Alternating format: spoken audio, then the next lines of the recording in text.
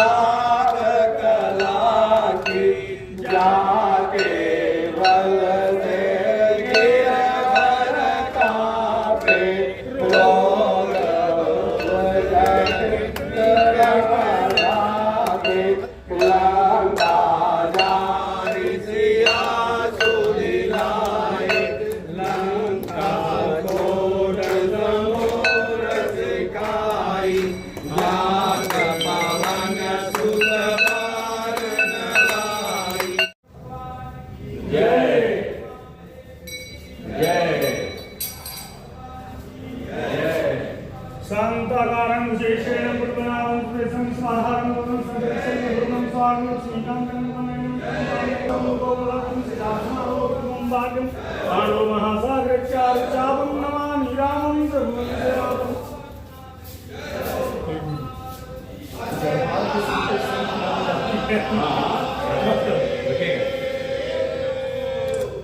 कल से फिर से ठाकुरबाड़ी में श्रीमद् भागवत कथा का प्रवाह होगा, जिसमें सारे रामावलंबी और धर्म प्रेमी सराबोर होंगे। क्या है कार्यक्रम?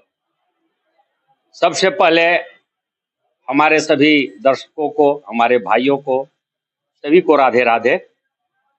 प्यारे भाइयों, यह जो श्रीमद् भागवत कथा जो हमारे राधा कृष्ण मंदिर रेणुमा ठाकुरबाड़ी में विगत 2008 से चालू किया गया था, जो आज 17वां अधिवेशन की ओर अग्रसर हो रहा है।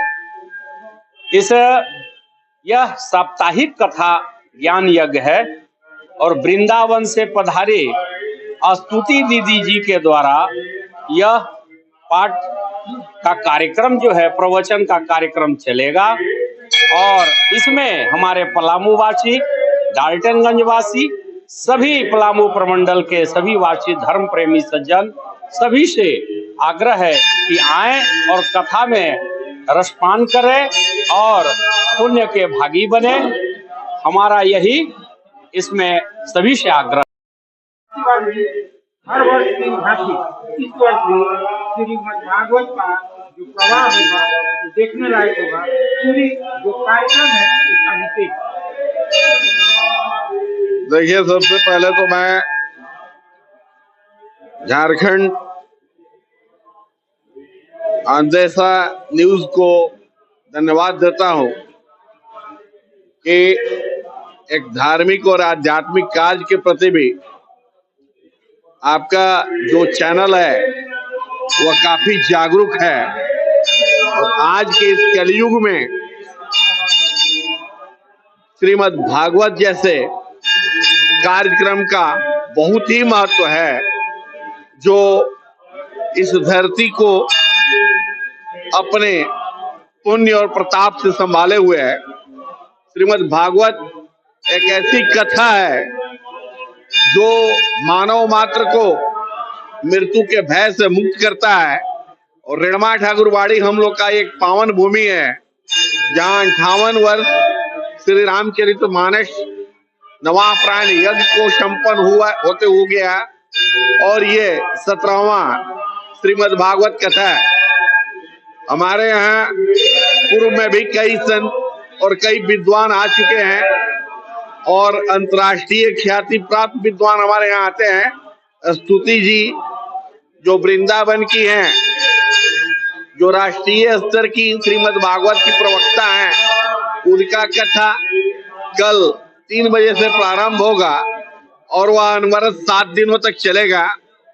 हम सभी लोगों से आग्रह करते हैं, अनुरोध करते हैं कि नियत समय पर आवें। और रेणुमा ठाकुरबाड़ी जानी पहचानी नाम है, पलामू प्रमंडल में किसी को इसके बारे में बताने की आवश्यकता नहीं है। वे निश्चित रूप से हमें और इस कथा का रसपान करें। से श्रीमद् भागवत कथा का प्रवाह होगा, क्या कहना चाहते हैं शहरवासी?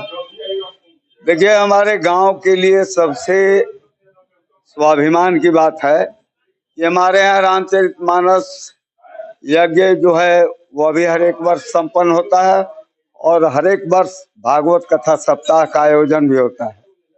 इस बार और भी धूमधाम से 17वां अधिवेशन है। हम लोगों के लिए स्वाभिमान की बात है और हमको स्वाभिमान इस बात का है कि यज्ञ समिति के ओर से भी हम मंच संचालक के रूप में बराबर उपस्थित रहते हैं और भागवत कथा सप्ताह में भी मैं रहता हूँ।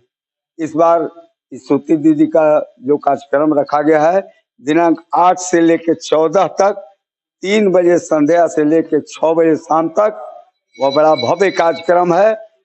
हमारा आग्रह होगा, निवेदन होगा, विनती प्रार्थना होगा सभी श्रोताओं से, माताओं बहनों से कि सभी लोग अधिक से अधिक संख्या में रेणुमा ठाकुरबाड़ी में पहुंचे, कथा को सुने, तन मन धन से सहयोग दें और पुण्य होता है श्रीमद् भागवत कथा का स्मरण करना, अनुसरण करना। ये तो सुख की खान ही है, क्योंकि जब यह कथा शुभारंभ हुआ तो देवता लोग अमृत का कलश लेकर आए, बोले कि इसको पिला दीजिए, राजा परीक्षित को अमर हो जाए और हमें श्रीमद् भागवत अमृत पान करा दीजिए।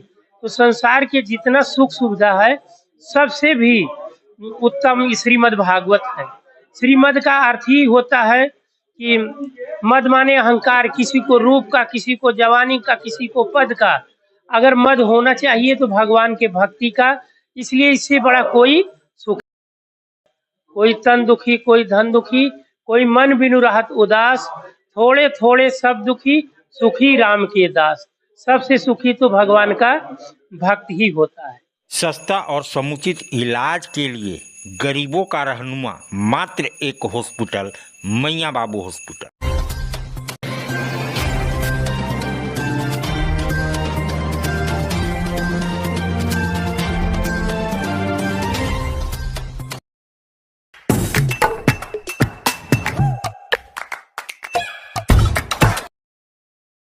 आज आप दिल्ली दरबार आए हैं। दिल्ली दरबार अपने आप में पूरे डाल्टनगंज को समेटने के लिए तैयार है, क्योंकि गांधी उद्यान पार्क में दिल्ली दरबार जब से आया है रौनक बढ़ गई है।